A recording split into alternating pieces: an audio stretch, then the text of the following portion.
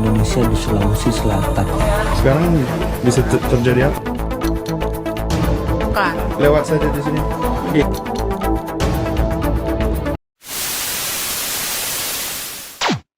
Selamat datang di Podklik Podcast Kilas Bali. Apa sih Podklik itu? Podklik ini adalah sebuah podcast yang membahas tentang peristiwa-peristiwa sejarah kelam itu yang ada di Indonesia. Nah, pada Podklik episode pertama ini saya akan mengundang narasumber dari mahasiswa Universitas Siliwangi. Perkenalkan, nama saya Yadi Suryadi, saya mahasiswa Pendidikan Sejarah Universitas Siliwangi. Dan saya Sahil sebagai host pada episode Podklik pertama ini. Nah, pada episode Podklik pertama ini kita akan membahas Gerakan Aceh Merdeka nih Kang. Betul sekali.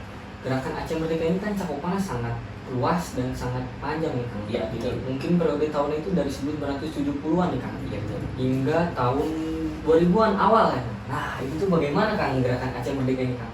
Nah, terima kasih Kang Sahil. Jadi Gerakan Aceh Merdeka ini tidak bisa kita lepaskan ya dari sosok yang bernama Teguh Hassanditirot. Beliau adalah seorang pelopor dan juga orang yang pertama kali mendeklarasikan gerakan ini di PD Aceh pada waktu itu, pada tanggal 4 Desember 1976. Berarti dari mungkin Hassanditirot ini pelopornya ya? Iya, betul. Kelanjutannya itu bagaimana Kang? Apakah awal mula dari Gerakan Aceh Merdeka ini hingga menjadi gerakan yang besar gitu? Ya, betul. Menarik sekali ya. Awalnya gerakan ini sebenarnya hanya bergerak di kaum-kaum intelektual dan akademisi yang membuat semacam forum, bisa dikatakan, atau wadah bagi para intelektual dan akademisi untuk memberikan menyalurkan aspirasi daerah, juga memberikan kritik kepada pemerintah pusat yang saat itu dinilai sangat sentralistik kepada seluruh wilayah di Indonesia gitu. Sebenarnya yang membuat sentralistik pemerintah pada saat itu apa sehingga Aceh ini merasa dikucilkan atau gimana Kang? Nah, penyebab utamanya sebenarnya sederhana saja, karena pada saat itu Presiden Soeharto menilai atau melihat bahwa masyarakat di Jawa, yang ada di Jawa itu adalah salah satu masyarakat terpadat di dunia dan juga yang terpadat di Indonesia tentunya. Jadi Presiden Soeharto lebih memfokuskan pembangunan, infrastruktur dan lain sebagainya lebih kepada Jawa gitu, yang pada saat itu sering disebut Jawa sentris gitu. Jadi daerah-daerah lainnya itu tidak mendapatkan perhatian yang besar itu dari pemerintah pusat, yang menyebabkan ya banyak sekali daerah yang tertinggal pada saat itu. Oh, berarti pembangunannya atau pusatnya itu di Jawa. Nah, apakah di Aceh ini tidak ada industrialisasi atau apa gitu sehingga Gerakan Aceh Merdeka ini diabaikan gitu kan, di awal mulanya? Pada awalnya sebenarnya Gerakan Aceh Merdeka ini tidak terlalu mendapatkan perhatian ya, tidak juga mendapatkan atensi yang tinggi dari masyarakat pada saat itu, karena masyarakat Aceh pada saat itu menilai gerakan ini hanya semacam gerakan elit saja, gerakan yang melibatkan orang-orang yang berpendidikan gitu. Jadi mereka merasa tidak ada kaitannya dengan mereka. Oleh masyarakat kecil pada saat itu tidak menilai Gerakan Aceh ini mewakili mereka, karena mereka lihat bahwa Gerakan Aceh Merdeka ini juga tidak mempunyai tujuan dan visi yang jelas pada awalnya. Mereka belum melihat dan menyadari apa aspirasi yang dibawa oleh masyarakat Aceh. Lalu bagaimana bisa gerakan ini tuh jadi membludak panjang periodenya sehingga pemerintah ini melakukan beberapa pergerakan untuk memberikan gerakan ini? Ya, seperti yang saya katakan di awal tadi, gerakan ini awalnya memang tidak mendapatkan atensi ya, tidak juga mendapatkan satu perhatian yang lebih dari masyarakat. Namun pada perjalanannya gerakan ini bertransformasi menjadi salah satu gerakan yang besar. Kurang lebih beberapa faktor yang menyebabkan hal tersebut adalah mulai menyadarinya masyarakat Aceh, atau bisa dikatakan mulai memahaminya situasi pada saat itu, bahwa masyarakat Aceh menilai bahwa ketidakadilan ini memang benar adanya gitu, ketidakadilan ini memang sedang dipertontonkan pada saat itu. Jadi mereka melihat bahwa gerakan Aceh Merdeka itu ternyata bukan hanya gerakan akademisi atau elit semata, namun benar-benar mempunyai muatan sosial dan mempunyai muatan kedaerahan yang tinggi. Jadi perlahan gerakan ini mendapatkan tempat sendiri di hati masyarakat Aceh saat itu ya. Berarti dimulai saja itu kan pergerakan. Nah, apa sih Kang upaya pemerintah dalam memperhatikan gerakan ini Kang? Nah, menarik ya. Awalnya itu sebenarnya pemerintah juga tidak menaruh curiga atau tidak menaruh perhatian yang lebih kepada gerakan ini. Karena pemerintah juga pada saat itu menganggap bahwa gerakan ini hanya gerakan biasa dan tidak berpotensi merongrong kedaulatan negara ataupun dinilai mengganggu stabilitas politik dan keamanan. Awalnya tidak dinilai seperti itu karena mereka lihat gerakan ini juga masih kecil dan gerakan ini juga belum terlalu signifikan melakukan upaya-upaya tertentu. Jadi pemerintah juga pada saat itu, pada awalnya ya, tidak sama sekali menganggap gerakan ini berpotensi menjadi gerakan yang besar di kemudian hari. Jadi awalnya seperti itu. Gitu kan.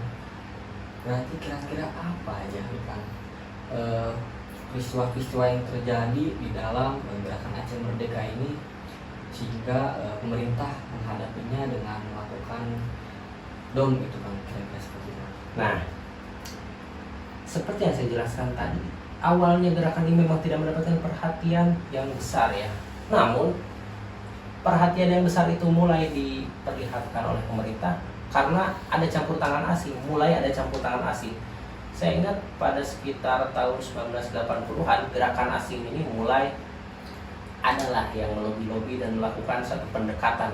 Negara yang paling getol pada saat itu melakukan pendekatan serta diplomasi kepada pimpinan Aceh pada saat itu kekuasaan di Tiro adalah negara Libya.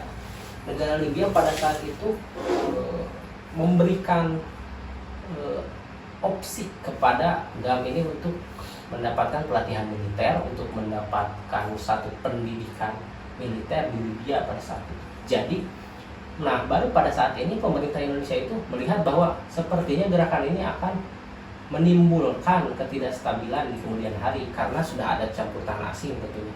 Pada saat itu kan Libya dipimpin oleh seorang diktator ya bernama Muammar Gaddafi yang dia mengamati rupanya dari awal gerakan ini berdiri dan menaruh simpati pada gerakan ini yang dianggapnya mempunyai muatan sosial dan muatan kebebasan yang tinggi karena dia nilai pada saat itu sepertinya gerakan Aceh Merdeka ini memang gerakan yang murni gitu untuk memberikan keadilan kepada rakyat dan memberikan pembebasan dari penderitaan yang diberikan pemerintah Indonesia pada saat itu. Berarti sudah meluas gitu kan Iya, cakupannya gerakan Aceh Merdeka ini hingga keluar negeri ya kan. Nah, kira-kira kelanjutan itu seperti apa Kang? Bisa menjadi gerakan yang luas, lalu apa sih upaya pemerintah untuk memberhentikan gerakan ini sehingga gerakan ini tuh menjadi besar gitu? Menarik ya, seperti yang Kang Sahil tadi singgung tentang DOM. Setelah adanya satu campur tangan asing, adanya satu upaya dari asing untuk ikut campur dalam hal ini, pemerintah mulai memfokuskan diri untuk memberikan perhatian yang khusus kepada Aceh ini. Apa tandanya? Pemerintah pada saat itu mendirikan satu kodam di Aceh itu bernama Kodam Iskandar Muda yang dimaksudkan secara khusus untuk memantau gerakan itu dan juga memberikan pengamanan atau keamanan pada saat itu kepada masyarakat. Jadi upaya pertama yang pemerintah lakukan mendirikan kodam di sana dengan mengirimkan juga beberapa personil ABRI yang aktif di situ, TNI ya kalau sekarang, untuk mengisi pos-pos yang ada di sana. Jadi awalnya gerakan ini bisa mendapatkan perhatian tentu saja tadi yang seperti sudah disinggung karena adanya campur tangan asing. Jadi pemerintah otomatis mendirikan satu pangkalan militer lah katakanlah di sana untuk mengontrol gerakan ini gitu. Jadi itu upayanya sebelum terjadi DOM tadi. Berarti sudah melewati batas gitu kan gerakan Aceh Merdeka ini sehingga pemerintah mengaktifkan DOM ini, gerakan Aceh ini sebagai gerakan perlawanan untuk memerdekakan daerahnya. Iya, Gitu. Nah, apa sih tugas DOM ini terhadap gerakan Aceh sendiri tersebut, Kang? Nah, dengan diberlakukannya daerah operasi militer oleh pemerintah Indonesia kepada Aceh ini menyebabkan setidak-tidaknya ada beberapa hal yang berubah di sana. Seperti gerakan Aceh Merdeka ini tidak seperti yang sebelum-sebelumnya melakukan gerakan secara terang-terangan, secara nyata kepada masyarakat seperti memberikan propaganda-propaganda pada saat diberlakukannya daerah operasi militer ini ke Aceh. GAM ini mulai bertransformasi menjadi pertempuran gerilya. Jadi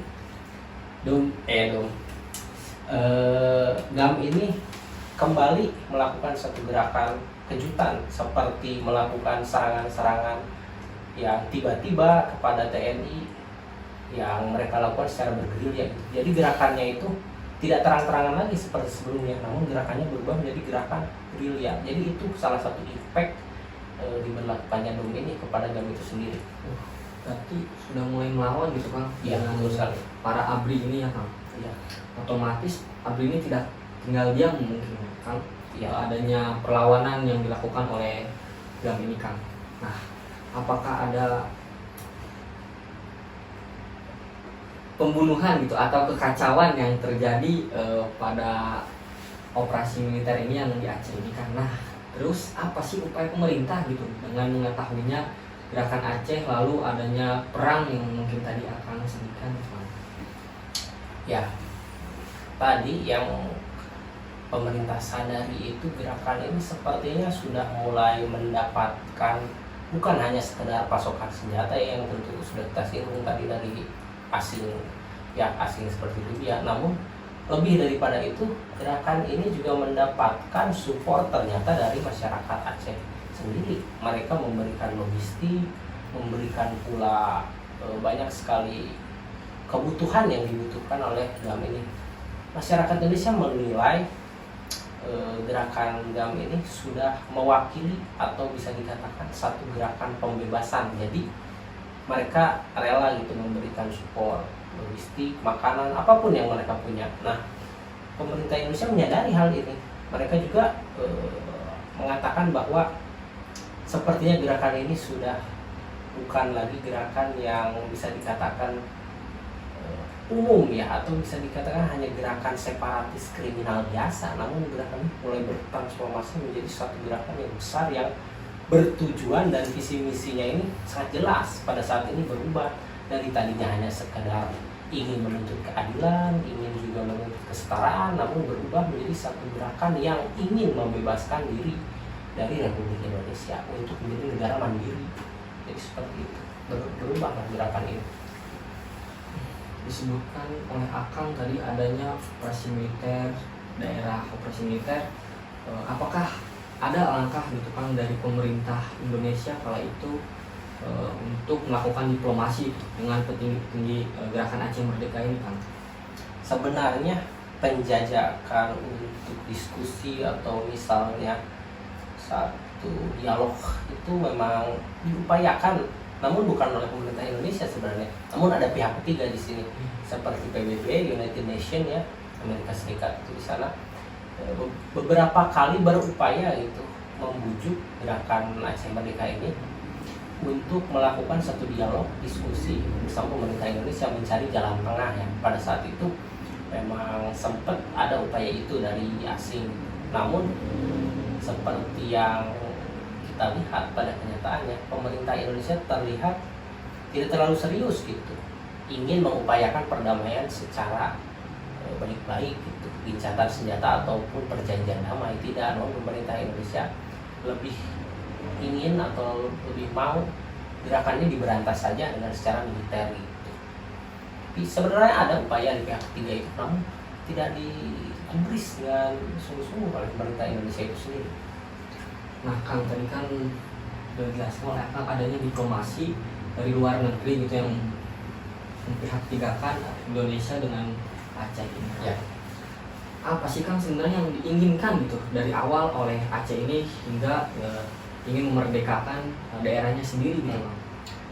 Sebenarnya ya seperti yang kita singgung di awal tadi, Teguh Hasanudin yang menjadi pelopor gerakan Aceh Merdeka ini, yang pada perjalanannya beliau ada di luar negeri ya, beliau melakukan satu kontrol dari luar negeri. Pada saat itu beliau ada di New York itu, menggerakkan gerakan ini dari luar negeri. Jadi pada awalnya memang Teguh Hasanudin tidak muluk-muluk gitu melihat bahwa Aceh kurang diperhatikan, dia hanya minta keadilan saja pada awalnya kan. Namun beliau berpikir sepertinya pemerintah Indonesia memang sudah tidak bisa lagi diharapkan itu untuk memberikan keadilan kepada masyarakat Aceh gitu. Jadi beliau mengatakan bahwa Aceh mampu kok gitu berdiri sendiri, Aceh mampu kok misalnya mendirikan satu pemerintahan, satu government ya sendiri, Aceh mampu kok. Jadi pada saat itu Teguh Hasanudin mengatakan bahwa tidak ada lagi upaya yang bisa membuat Aceh itu bergabung dengan NKRI lagi. Aceh harus merdeka harga mati lah pada saat itu. Mungkin kurang lebih seperti itu yang menjadi satu gagasan, menjadi satu ukuran utama Teguh Hasanudin untuk membuat satu goals ya dari gerakan ini. Apa tujuannya untuk merdeka, pada akhirnya seperti itu ternyata. Merdeka. Berarti emang dari awal Aceh ini ingin merdeka gitu dari Indonesia. Nah sebenarnya Aceh ini mempunyai sumber daya alam apa, atau apa sih sebenarnya yang buat Aceh ini kuat gitu, yakin akan ingin memerdekakan daerahnya sendiri dari Indonesia gitu. Nah menarik ya. Sebenarnya apa yang dimiliki Aceh sehingga mereka sangat ngotot, atau bisa dikatakan percaya diri lah kalau mereka mempunyai negara sendiri, mereka akan mampu gitu bertahan, survive gitu. Yang utama tentu kita harus lihat sebagai Aceh ini sebagai satu daerah yang juga mempunyai sumber daya alam yang cukup besar itu. Di antaranya adalah gas alam, minyak bumi, dan beberapa resources lainnya yang membuat Aceh ini sebenarnya memang mampu pada kenyataannya berdiri sendiri tanpa adanya naungan dari Indonesia itu sendiri. Jadi itu kurang lebih kalau mengenai sumber daya alam yang di Aceh ada beberapa gitu. Sumber daya alam, berarti kenapa gitu kan Indonesia tidak mau melepas Aceh ini secara geografis itu Aceh ini jauh gitu dari pusat ibu kota gitu kan. Ya, tentu Presiden Soeharto pada saat itu memiliki semangat persatuan yang tinggi ya. Dia sama sekali tidak ingin ada secuil pun daerah NKRI ini menjadi merdeka gitu atau menjadi berdiri sendiri. Ya dibuktikan dengan gerakan Operasi Seroja yang beliau lakukan di Timur Timur, yang juga ingin membuat disintegrasi antara Timur Timur dengan Indonesia ya. Begitu pula di Aceh, beliau tidak rela kalau Aceh berdiri sendiri gitu. Karena menurut beliau adalah satu hal yang potensial bagi Aceh untuk memberikan satu sumbangsih kepada bangsa Indonesia itu. Namun setelah Presiden Soeharto lengser, tentunya ada lagi upaya-upaya dari gerakan Aceh Merdeka ini semakin besar itu, merubah satu tatanan pemerintahan Indonesia itu sendiri. Jadi menguat saat Presiden Soeharto lengser pada 1998. Sebenarnya dari tadi ini pemerintah melakukan operasi-operasi militer dengan kekerasan gitu Kang. Nah apakah ada pemerintah dari Indonesia yang melakukan secara diplomasi gitu Kang kepada gerakan Aceh Merdeka ini Kang? Nah menarik ya, setelah Presiden Soeharto lengser, Presiden B.J. Habibie naik tadi sebagai presiden pada saat itu menggantikan beliau. Beliau sempat mengupayakan satu kesepakatan atau satu diplomasi pada saat itu dengan melibatkan pihak ketiga. Kali ini karena presidennya sudah berganti, pihak ketiga ini pun diberikan tempat ya. Pada situ United Nations atau PBB itu memberikan satu upaya untuk perdamaian. Nah pada tahun 1999 rencananya diadakan satu pertemuan ya antara pemerintah Indonesia dan GAM itu di Tokyo, Jepang pada saat itu. Namun tidak terlaksana gitu, kalau saya tidak salah pada saat itu tidak sempat terlaksana, dan sempat terlaksananya itu pada saat pemerintahan Presiden Gus Dur pada saat itu tahun 2001 kalau tidak salah. Nah, kurang lebih isi dialog itu ada beberapa hal poin penting, seperti Aceh ini menuntut atau GAM ini menuntut undang-undang otonomi khusus.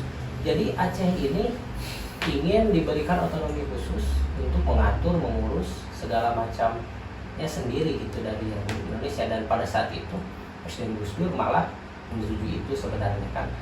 Presiden Gus Dur sempat memberikan poin-poin penting pada rancangan undang-undang itu, seperti memberikan tempat untuk majelis syariah untuk memberikan satu tatanan hukum di Aceh sendiri dan memberikan syariat Islam tempat bagi masyarakat Aceh. Jadi di Aceh itu hukumannya itu sesuai dengan syariat Islam yang beberapa sempat itu ada diplomasi pada saat zaman Gus Dur.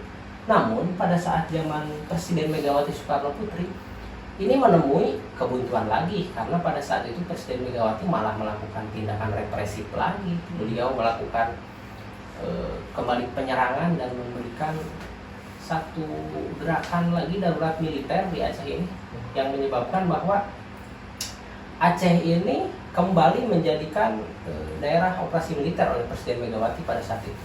Pada rentan tahun 2001 sampai 2004 akhir ya. Nah, apa titik balik dari gerakan Aceh Merdeka ini?